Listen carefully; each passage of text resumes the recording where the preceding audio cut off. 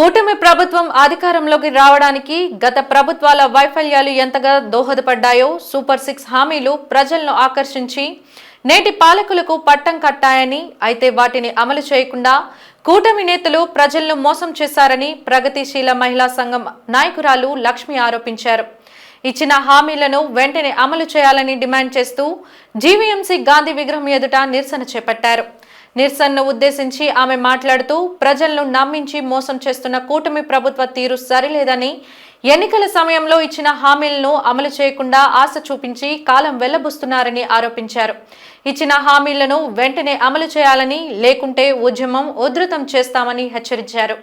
అధికారంలోకి రావడానికి గత ప్రభుత్వం యొక్క వైఫల్యాలు ఎంత కారణమో అదేవిధంగా ప్రభుత్వం ఇచ్చిన ఎన్నికల వాగ్దానం కూడా అంతే కారణం. ఎన్నికల వాగ్దానం ప్రధానంగా సూపర్ 6ని ప్రకటించింది. ఆ సూపర్ 6లో 4 ఆడవాళ్ళకే కేటాయించింది. ఆడవాళ్ళ కళ్ళల్లో వెలుగు చూస్తారని, ప్రతి ఇంట్లో గతంలో వాళ్ళ దీపం ఆర్పేశారని, తాము దీపం వెలిగిస్తామని అన్నారు. మరి వీటన్నిటి గత ప్రభుత్వం అప్పులు చేసిందని తెలియదా?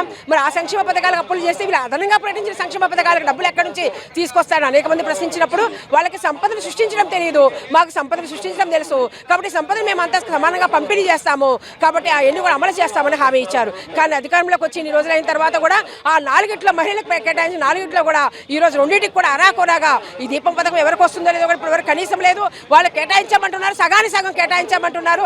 అదేవిధంగా తల్లికి వందనం కూడా దాదాపు 1300 కోట్ల పైగా అవసరమైతే ఈ రోజు 9000 కోట్లకు సంబంధించిన దాంట్లో తూతు మంత్రంగా అది కూడా అమలు కాని విధంగా ఈ రోజు మాట్లాడుతున్న పరిస్థితి ఉన్నది.